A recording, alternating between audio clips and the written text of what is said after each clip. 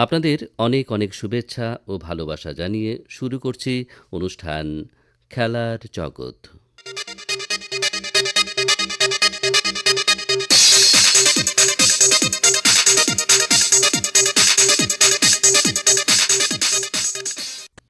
বৃহত্তর সোনাই এলাকায় খেলাধুলার উন্নতিকল্পে দীর্ঘদিন থেকে কাজ করে চলেছে সোনাই ফুটবল একাডেমি। প্রতি বছরের ন্যায় এবারও ফুটবল এবং ভলিবল প্রতিযোগিতার আয়োজন করেছে সংস্থা। আগামীতে শুরু হচ্ছে ভলিবল এবং আরও একটি ফুটবল প্রতিযোগিতা। এ সমস্ত ব্যাপারে আকাশবাণীর সঙ্গে একান্ত সাক্ষাৎকারে সোনাই ফুটবল একাডেমির সভাপতি বদর উদ্দিন মজুমদার জানালেন, আমরা ইতিমধ্যে একটা টুর্নামেন্ট বাসারত আলী এবং Suraj Ali Memorial football tournament যেটাতে অংশগ্রহণ করেছিল 32টা দল এবং সেটার ফাইনাল হয়েছে গত সোমবারে অর্থাৎ 10 তারিখ সেটার ফাইনাল খেলা অনুষ্ঠিত হয়েছে। মাঠে যে ভিড় ছিল, আমরা ফেন্সিং দিয়েছিলাম, বাঁশের ব্যারিকেড, সব কিছু ভেঙে আমার মনে হচ্ছে যেন একটা জনতার ঢল। যে গ্রামাঞ্চলে বা সোনাই যদিও শহর, তবুও সেটাকে আমরা গ্রাম হিসাবেই ধরি। তো এত প্রায় 10-12 হাজার লোকের সমাগম হয়েছে এবং ফাইনালে যে দুটি দল খেলেছে, একটা ছিল আমাদের কেজিএন উত্তর কৃষ্ণপুর এবং অন্য দলটা ছিল 11 ব্রাদার্স রামনগর। তো 32টা টিমকে নিয়ে এই টুর্নামেন্ট হয়েছিল এবং ফাইনালে কেজিএন 1-0 গোলে জয়ী হয়েছে। সেখানে উপস্থিত আমাদের বিভিন্ন পদাধিকারীরা ছিলেন, যেমন বাঁশকান্দি ব্লকের এপি প্রেসিডেন্ট ছিলেন, আমাদের সোনাই মিউনিসিপ্যালিটির ward commissioner, vice chairman Shahrul Alam এবং চেয়ারম্যান শিলুরানী দাস, গণ্যমান্য ব্যক্তিরা উপস্থিত ছিলেন। এর মধ্যে আমাদের আরও একটা প্রোগ্রাম আছে ফুটবল একাডেমির আন্ডার-19, সেটা সম্ভবত আগামী 20 তারিখ থেকে সোনাই নিত্যগোপাল উচ্চতর বিদ্যালয়ের মাঠে আরম্ভ হবে এবং সেটা 8টা দল নিয়েই আমরা করব এবং সেটাতে প্রাইজ মানি আছে 10,000 এবং 5,000। সেটা সহযোগিতার হার বাড়িয়ে দেবে ইন্ডিয়া ক্লাব শিলচর, তাদের সঙ্গেও আমাদের কথা হয়েছে। তো এরই মধ্যে আমাদের ভলিবল, আপনি জানেন আমরা গত বছর ব্রহ্মপুত্র লিগে আমরা কাছাড় টিম কোয়ালিফাই করেছিল।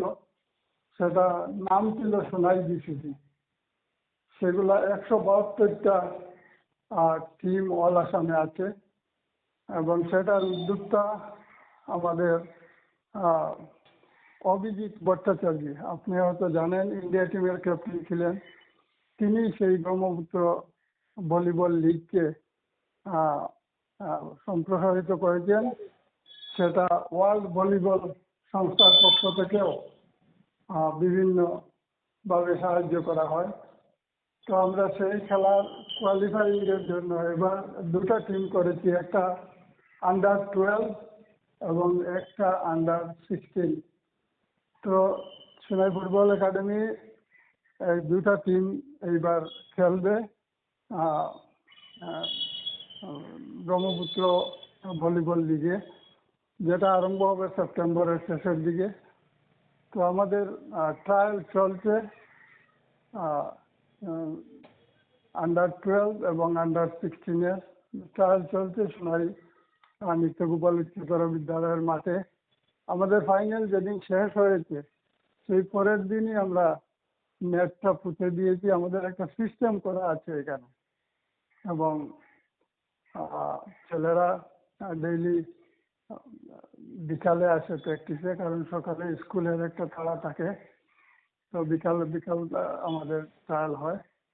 তো এইভাবে ভলিবল সেটা আছে আমাদের।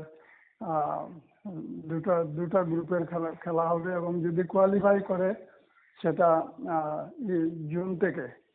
তো জুন এখানে হচ্ছে কাচার, হাইলাকান্দি, করিমগঞ্জ এবং বদরপুর, এই চারটা সেন্টার।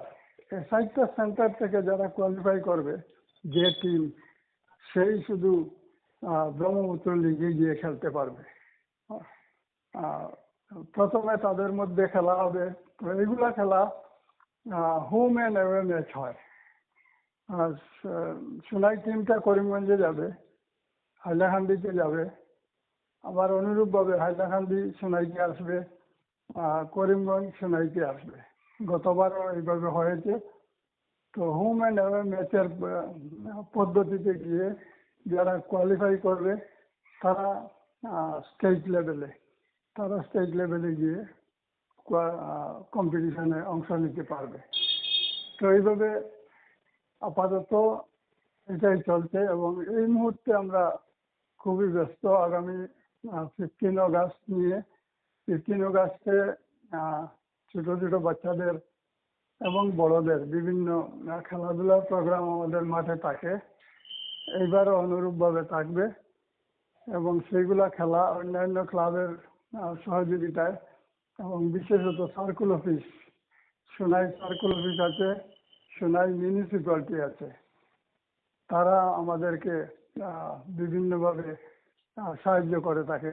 এই যে এবং আপনারা ফুটবল এবং ভলিবল খেলার আয়োজন করছেন প্রতি বছর, প্রশিক্ষণেরও ব্যবস্থা রয়েছে, তো এতে কি আপনি মনে করেন যে রাজ্য পর্যায়ে খেলোয়াড়রা যোগ্যতা অর্জন করতে পারবে বা প্রতিভাবান খেলোয়াড়রা বেরিয়ে আসছে কি? হ্যাঁ, প্রতিভাবান। আপনি আপনি যখনই এই যে বললাম আমি, আমরা জুন থেকে কোয়ালিফাই করেছি। জুন থেকে কোয়ালিফাই করে স্টেট লেভেলে গিয়ে ব্রহ্মপুত্র লিগে যে বাচ্চা বাচ্চা কয়েকটা দল খেলে, তার মধ্যে আমরা খেলতে পেরেছি Sonai BCC, Sonai volleyball coaching centre. যদি এইভাবে ধরা হয়, তাহলে আমরা গতবার গিয়েছি, আমরা কোয়ালিফাই করেছি। সেটা থেকে আপনি ধরে নিতেই পারেন যে নিশ্চয় প্লেয়ারদের কোয়ালিটি আছে বলে। তবে এটা এইজ গ্রুপে, এটা সিনিয়র নয়, এবং সেটাতে অনলাইন অনলাইন আপনার রেজিস্ট্রেশন করতে হয়, এবং অনলাইনে আপনার বার্থ সার্টিফিকেট এবং আধার কার্ড, ফটো জমা দিতে হয়। সুতরাং এখানে খুবই সুন্দর একটা সিস্টেম, অনলাইন সিস্টেম, এবং সেইভাবে খেলোয়াড়রা ধীরে ধীরে উঠে আসছে। আমি আপনাকে একটা ছোট্ট বাচ্চাদের হয়তো ভিডিও একটা আমি পাঠাবো, আপনি দেখবেন যে বাচ্চারা কত ছোট, এই ছোট বাচ্চারা ভলিবল কিভাবে খেলছে। তো যাই হোক, অনুরূপভাবে আমরা ফুটবলের প্রশিক্ষণ দিয়ে যাচ্ছি। আশা করছি প্রচেষ্টা আছে, এবং ভালো খেলোয়াড়রা ধীরে ধীরে উঠে আসবে গ্রাসরুট লেভেল থেকে। হাইলাকান্দিতে দক্ষিণ আসাম ভিত্তিক একটি ফুটসল টুর্নামেন্টের প্রস্তুতি চলছে। এ ব্যাপারে আকাশবাণীকে দেওয়া একান্ত সাক্ষাৎকারে ক্রীড়া সংগঠক ইন্দ্রজিৎ সিনহা বললেন, আমরা একটা ঐতিহাসিক একটা সন্ধিক্ষণে দাঁড়িয়ে যাওয়ার সময়ের অপেক্ষা করছি। কারণ অল ইন্ডিয়া ফুটবল ফেডারেশন এবং আসাম ফুটবল অ্যাসোসিয়েশনের স্বীকৃতপ্রাপ্ত ফুটসল জুনিয়র স্তরের মেয়েদের ক্লাব ভিত্তিক যেটা টুর্নামেন্ট আয়োজনের দায়িত্ব আমাকে দেওয়া হয়েছে। এই দায়িত্ব আমরা এএফএ সচিব ডক্টর সামরাঙ্গ ব্রহ্ম ও সিনিয়র কর্মকর্তা চন্দ্রকান্ত নার্জারি মিলিতভাবে আমি ওনাদের সাথে যোগাযোগ করেছিলাম। যেহেতু ফুটবলের একটা পার্ট ফুটসল, ক্রমশ এটা আগামী দিনে আমরা দেখছি যে ফুটসলটা আগামী দিনে ভালো একটা সাড়া দেবে এবং জনপ্রিয়তা লাভ করবে। সেদিকে লক্ষ্য রেখে আগামী দিনের জন্য আমরা মেয়েদেরকে একটা ফুটবলের সাথে একটা ফুটবলটার একটা পার্ট ইনডোরে খেলা হয়। এটা ফুটসলটা এটা 5-a-side ভিত্তিতে হয়, 7 জন খেলোয়াড় থাকেন। হ্যাঁ, এই টুর্নামেন্টগুলা, এই ফুটসল টুর্নামেন্টের জন্য আমরা মেয়েদেরকে এখন থেকে যদি আমরা তৈরি করে দিতে পারি, তাই আগামী দিনে এই মেয়েরা যদি ফুটসল টুর্নামেন্ট রেগুলার আন্তঃজেলা ভিত্তিক আয়োজন হয়, তখন আমরা এই মেয়েরা পার্টিসিপেট করতে পারবে। এবং আমাদের এখান থেকেই বরাক উপত্যকার একজন মেয়ে হাইলাকান্দির পুষ্পা সাহু ইতিমধ্যে এই ফুটসলেই ভারতীয় দলে প্রতিনিধিত্ব করে ইন্দোনেশিয়ার জাকার্তায় খেলেছেন 2 বছর আগে। এবং দ্বিতীয়বারের জন্য উনি ভারতীয় দলের ট্রায়ালে ডাক পেয়েছিলেন। উনি তৃতীয় স্ক্রিনিং এ হয়তো এই দ্বিতীয়বার তিনি ভারতীয় দলে স্থান পায়নি, কিন্তু ওনার সাথে আমরা আরো একাধিক খেলোয়াড় আমরা তৈরি করেছি। সুপ্রিতা মালাকার, অনিশা মালাকার, এরাও ফুটসলে এখন দাপটের সাথে খেলছে। ভাইয়া ছোট ছোট এই মেয়ে দুইটা। এবং আগামী দিনে আমরা ফুটসলকে চাঙ্গা করার জন্য আমি আসাম ফুটবলের সাথে ঘন ঘন যোগাযোগ রাখছি। এবং ওনারা বলেছেন আপনি আয়োজন করেন, এটা একটা ঐতিহাসিক আসাম ফুটবলের ইতিহাসে একটা ঐতিহাসিক হয়ে দাঁড়াবে। কারণ ফুটসল টুর্নামেন্ট হয়নি, ভারতীয় দলের জন্য আসাম ফুটবল ট্রায়াল ডেকেছে 2বার গুয়াহাটিতে, কিন্তু এই ধরনের ক্লাব ভিত্তিক টুর্নামেন্ট ফুটসল অনুষ্ঠিত হয়নি। ফলে এটা প্রথম হবে মানে আসামের মধ্যে ইতিহাস। এবং আগে আমরা এই পরিকল্পনাকে সামনে রেখে এবং আমাদের এএফ এর সচিব ডক্টর সামরাঙ্গ ব্রহ্ম এবং চন্দ্রকান্ত নার্জারির ওনাদের পরামর্শক্রমে আমি ক্রমশ এই টুর্নামেন্ট আয়োজনের জন্য আমরা এখানে একটা ব্যতিক্রমমুখী একটা পদক্ষেপ নিতে যাচ্ছি। আমরা 8টি দলের খেলা হবে, 8টি দলকে আমরা প্রোভাইড করব, জার্সি প্রোভাইড করব। এবং এইটার ফুটসলের বুটটা আলাদা থাকে, সেই বুটটা আমরা আমরা খেলোয়াড়দেরকে বলেছি যদি জার্সি আমরা প্রোভাইড করি, খেলোয়াড়রা বুটটা নিজেরা ব্যবস্থা করতে হবে। দেখা যাক, তবে শেষ পর্যন্ত যদি মেয়েরা খুব গরিব ঘর থেকে আসবে, ওনারা তো এই 500-1000 টাকা বহন করতে পারবেন না। দেখা যাক শেষের দিকে ফুটসলের বুটটাও আমরা প্রোভাইড করতে পারি কিনা, সে ধরনের একটা পরিকল্পনা চলছে। এবং আমরা দক্ষিণ আসাম জোনকে নিয়ে এই টুর্নামেন্ট করছি। এটাতে শ্রীভূমি জেলা আছে, হাইলাকান্দি আছে, কাছাড় আছে, লক্ষ্মীপুর আছে এবং ডিমা হাসাও আছে। এই 5টা ডিস্ট্রিক্টে এই কয়েকটা ডিস্ট্রিক্টের মধ্যে আমরা প্রথমবার ক্লাব ভিত্তিক জুনিয়র স্তরে 8টা ক্লাবকে দিয়ে আমরা খেলাবো। আমরা বেশি ক্লাব কেন, প্রথমবারের মতো একটা টুর্নামেন্ট আয়োজন করতে গেলে আর্থিক দিকটাও বিবেচনা করতে হয়। সেদিকে বহন ক্ষমতা প্রথমবার যে আয়োজন করে যদি আগামী ভালো সাড়া পাওয়া যায়, তাহলে আগামী দিনে এটা আমরা পর্যায়ক্রমে সিনিয়রও করব এবং সাব জুনিয়র করবো। এইভাবে মানে আমরা এই টুর্নামেন্ট আয়োজনের চিন্তা ভাবনা করছি। আমরা ইতিমধ্যে আমরা একটা টুর্নামেন্ট কমিটি তৈরি করব। সেটাতে আমরা টুর্নামেন্ট কমিটিতে আমরা বরাক উপত্যকার যারা খেলার সঙ্গে ওতপ্রোতভাবে জড়িত রয়েছেন তাদেরকে দিয়ে একটা কমিটি তৈরি করে দেব, যারা আমরা উদ্যোক্তা হিসাবে ব্যবস্থাপনায় থাকবে হাইলাকান্দি উইমেন্স ফুটবল একাডেমি। এবং আমরা এএফএ যে গাইডলাইন দিবে সেই গাইডলাইন মতোই আমরা এই টুর্নামেন্ট আয়োজন করবো। চূড়ান্ত তারিখ এখনো ঠিক হয়নি? চূড়ান্ত আমরা সেপ্টেম্বরকে টার্গেট রেখেছি। সেপ্টেম্বরে যদি হয় না, তাই আমরা পূজার পরে আমরা একটা ভালো এই ফুটসল টুর্নামেন্ট করতে হলে একটা ভালো গ্রাউন্ডের প্রয়োজন আছে, যেটাতে এক্সট্রা টাফ একটা আধুনিক মানের একটা কার্পেট বসাতে হয়। সেই কার্পেটের জন্য আমি এখন দৌড়ঝাঁপ শুরু করেছি। আশা করি কার্পেটটার ব্যবস্থা হয়ে যাবে। এর পরবর্তীতে আমরা ক্লাবগুলা নির্ধারিত করে লটারি করে দেব। লটারির মাধ্যমে ওনাদেরকে আমরা যা ক্রীড়া সামগ্রী আছে সব প্রোভাইড করে টুর্নামেন্টের একটা চূড়ান্ত রূপরেখা চূড়ান্ত হবে। তাও আবার এর আগে আমরা এএফ এর সাথে আমরা চাইছি যে এটা প্রথমবারের মতো হচ্ছে, গতিকে আমরা এএফ এর সচিবকে আমরা এবং সিনিয়র কর্মকর্তা চন্দ্রকান্ত নার্জারিকে এই টুর্নামেন্টে আমরা ফাইনাল হোক বা টুর্নামেন্ট সূচনা হোক, তা ওনাদেরকে আমরা নিয়ে আসার জন্য। কারণ ওনারা দেখে যাক যে আমরা কি করছি বরাক উপত্যকায়, আমাদের মেয়েদের জন্য কি করছি। ওনারা স্বচক্ষে দেখে গেলে ওনারাও বুঝতে পারবে যে আমাদের এই একাডেমি কোন যাত্রাপথ নিয়ে কাজ করছে এবং ওনাদেরকেও আমরা নিমন্ত্রণ দেবো। ওনাদের ডেট মতেই আমরা চূড়ান্ত সিদ্ধান্ত নেব। ফুটসলে কোনো প্রাইজ মানি থাকবে কি?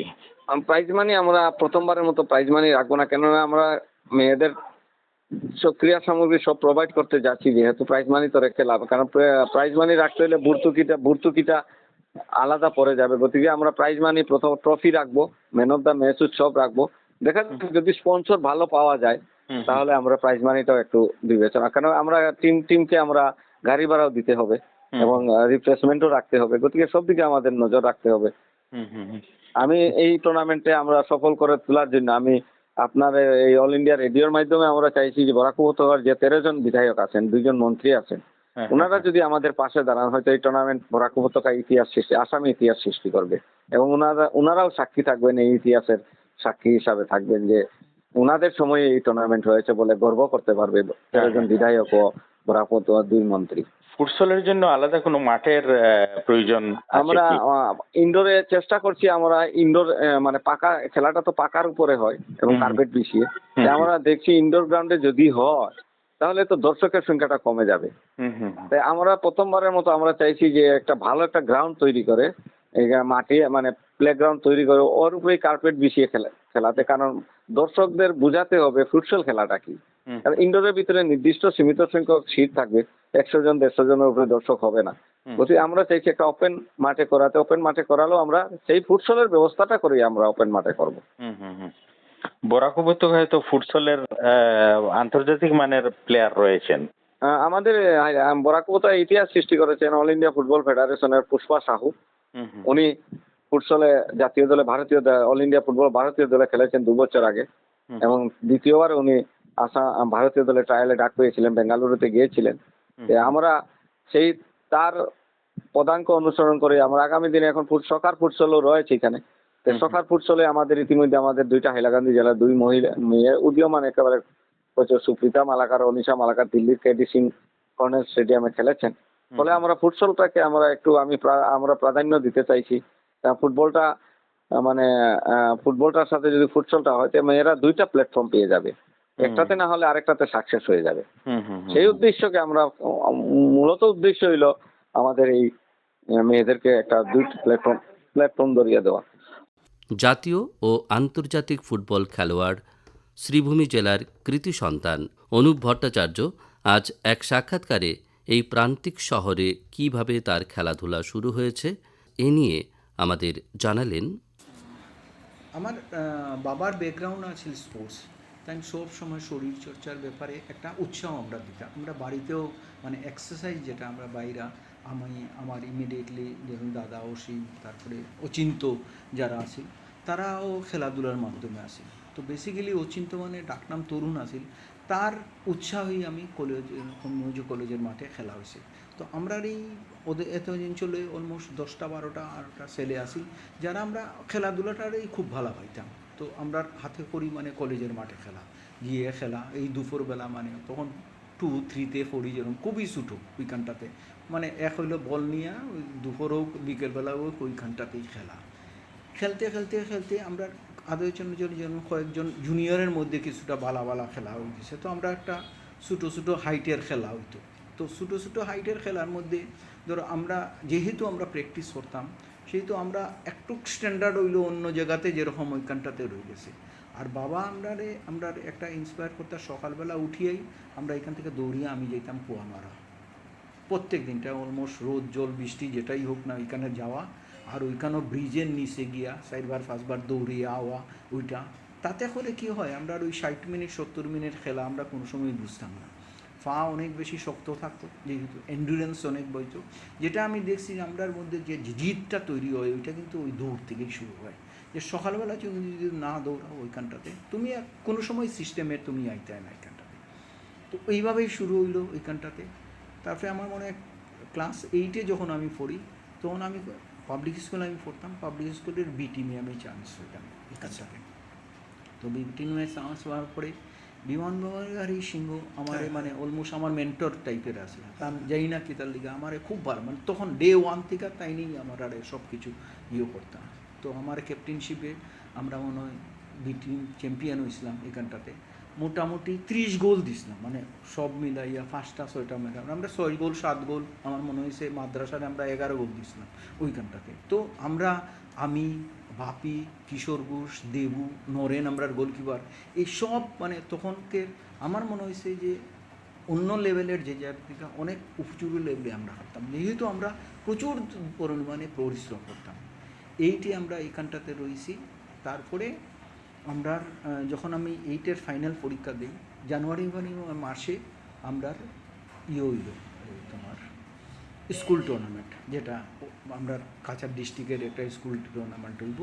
তো স্কুল টুর্নামেন্ট আমি প্রথম বি টিমে খেলছি ফুটবল, আর স্কুল টিমে আমি ওপেনিং ক্রিকেট ব্যাটসম্যান আসলাম এইখানটাতে। মানে ক্রিকেটের সঙ্গে ছিল। ক্রিকেটে আমি মানে হাইলাকান্দিতে আমরা ক্রিকেট টুর্নামেন্ট যেটা স্কুলে রয়েছে, তখন আমি ওপেনিং ব্যাটসম্যান আসলাম। আমি 4টা ম্যাচে আমি আউট হয়েছি না কোনো সময়।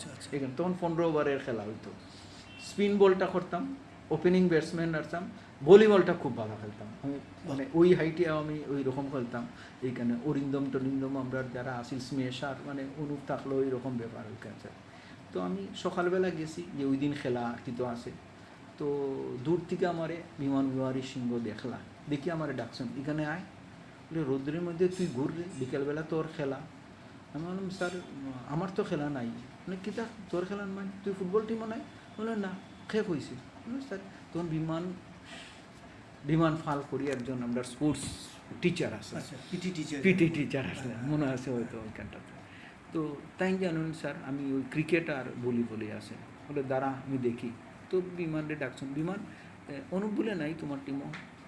না স্যার এ তো ছুটো, এটা বি টিমে খেলছে। দেখি তোমার লিস্টটা দেখি খেলার এইখানটাতে। তো দেখছেন যাই ফেলে, বলে তোমার কি তা মনে হয় এরা 15-20 মিনিট খেলতে পারবো?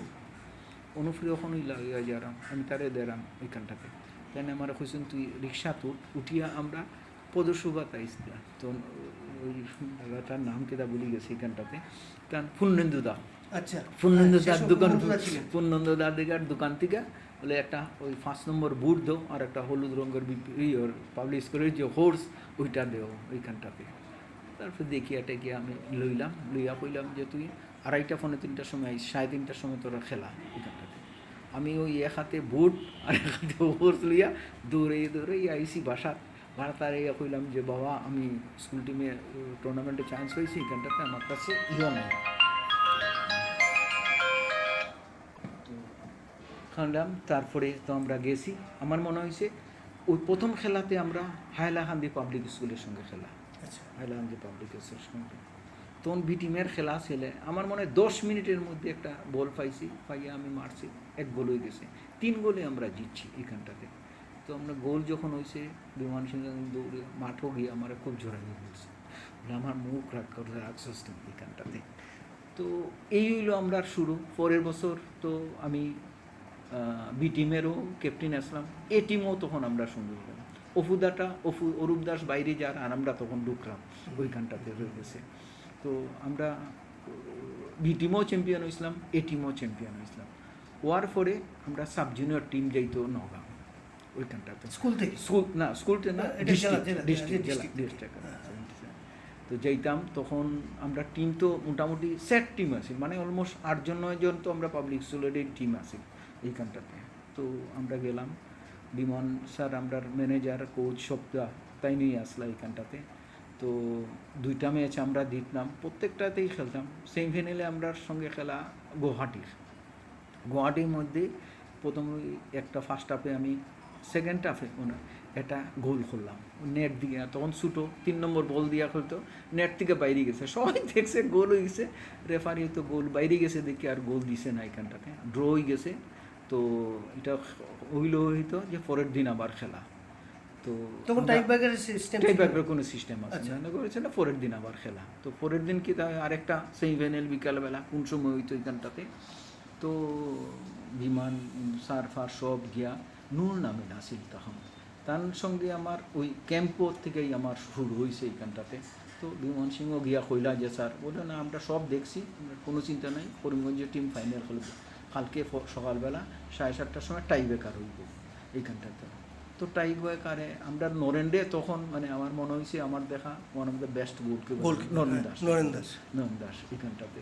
ও 3টা মারছে, 3টাই সেফ, আমরা মারছি 3টাই গোল হয়েছে। তো আমরা ফাইনালে উঠলাম। তো ফাইনালে কোকরাঝারের সঙ্গে, তো অবভিয়াসলি কোকরাঝার তো কী হয়, আমরা একদম রোগা পাটকা ছেলে এখানটাতে, কাসারি ছেলের শরীর টরির ওখান মানে এই স্টেজ এগুলো কী হয় কন্ট্রাডিক্টর, আমরা প্লেয়ার এইখানটাতে রয়ে গেছে। কিন্তু আমরা সেই সুবর্ণ সুযোগ আসিল 2টা, অ্যাটলিস্ট অজয় দাস একটা মানে মিস করতে, আর আশিস, 2জনা নাইলে আমরা 2জন গোল করলেই, আর একদম শেষ মানে 2-3 মিনিট আগে একটা গোল খাইয়া আমরা রানার্স আপ হয়েছে। কিন্তু আলটিমেটলি কী হয় মানে পুরা সব জায়গাতে, আর ওইটা ইন্ডিপেন্ডেন্স কাপ সোলের তখন, এটা হইলো আমরা হইতো ওই 2:30 সময় হইতো, আর তারা 4টার সময় খেলা হইতো, পরে খেলাটা ইন্ডিপেন্ডেন্স। তো মানে আসাম স্টেটের সব সিনিয়র টিম যারা, তারাই ওই খেলাটা দেখতো। তো তারা সবাই মানে করিমগঞ্জ টিমের খুব প্রশংসা করছে আর কি এইখানটাতে। তো আমরা এইটাতেই 7 জন প্লেয়ার আমরা আসাম টিমের ইয়েতে চান্স পাইলাম, ট্রায়ালে চান্স পাইলাম আচ্ছা। ফার্স্ট সাব মানে জুনিয়র রাজ্যে- আসাম হ্যাঁ ডিস্ট্রিক্ট খেলা এরপরে স্টেট খেলা ট্রায়ালে এইখানটাতে ঢুকলাম। তো বুলুও আমার সঙ্গে গেছিল, বাসু 2-3 জন যাইতে পারছে না, নরেন্ডে ছাড়ছে না, ওইরকম ব্যাপার। তারপরে আমি চান্স পাইলাম ওইখানটাতে, চান্স পাইয়া এরপরে আমি এজ এ ভাইস ক্যাপ্টেন হিসাবে আমারে দিয়েছে। আর অধীর ঘোষ আমরা কোচ আছি। কোয়েম্বাটোরে গিয়া খেলা ওইখানটাতে, কোয়েম্বাটোরে মানে তখন ওই টুর্নামেন্টটা খেলা হইতো একটা, সব বড় টিমরা খেলতো, স্ট্যাফোর্ড কাপ বা কিছু একটা নাম ভুলে গেছে এইখানটাতে। তো ইস্টবেঙ্গল মোহনবাগান সব আছে, তো আমরা খেলা ওইখানটাতে প্রথম একটার সঙ্গে আমরা 1 গোলে আমার সঙ্গেই জিতছি। তারপরে ত্রিপুরার সঙ্গে আমরা খেলা আছি, ত্রিপুরাতে 4-1 গোল করছি, আমি 4টা গোলই আমি করছি আর খেলা, পেপারটা পার বাইন গেছেন। তারপরে আমরা কর্ণাটকের সঙ্গে আমরা 1 গোলে হারে গেছি সেই খেলা, আচ্ছা। এখানে আসাম টিম। তো পুরো ব্যাপারে মানে সব কিছু রয়েছে যে যা হয় একদম, মানে যদি সাব জুনিয়র টিম হয় তখন আসাম টিমটাই আছে ওইখানটা। সব এই খেলাগুলো মানে সবার মানে মনে ধরছে এইখানটাতে। তখনই আমরা চোখে ফার্স্ট দেখা শুরু হয়েছে মুহূর্ত, মানে কী ধরনের প্লেয়ার আসিল মানে চিন্তাই করা যেত না আর কি। তো বড় বড় টিম আকবর, হাবিব এদের খেলা দেখার সুযোগ আমরা রয়ে গেছি এইখানটাতে।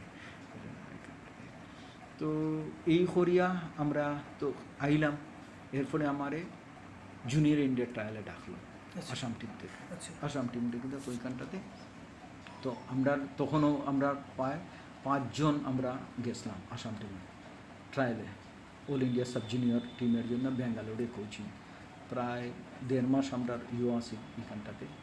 তো 1.5 মাস কোচিং হওয়ার পরে আসাম থেকে আমি চান্স পেলাম ওইখানটাতে সাব জুনিয়র ইন্ডিয়া সিঙ্গাপুরে খেলা, লায়ন্সকে বেশ আউটের খেলা।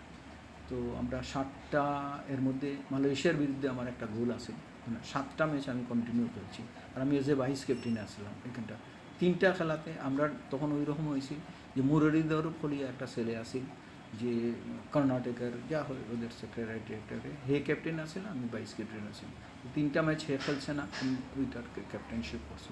তো আমরা কি হয় মানে ইন্ডিয়া টিম আমরা দেখছি স্কিলে অলমোস্ট সবার থেকে এট পার ওর আমরা বেশি, কিন্তু ফিজিক্যালি আমরা অনেক পড়া। তারা ওই 16-17 বছরের যে ছেলেগুলোর হাইট এখানটাতে, তো অনেক মানে অস্ট্রেলিয়ার সঙ্গে আমরা আসছিলাম, অস্ট্রেলিয়া তো আমার মানে সব কোনো উপরে তাকাই না এরকম ব্যাপার এখানটাতে। তো যাই হোক, তখন আমরা বুঝলাম যে শারীরিক স্কিলের দিক দিয়ে আমরা এট পার, কিন্তু শারীরিক দিক থেকে আমরা অনেক পিছিয়ে হয়ে গেছি।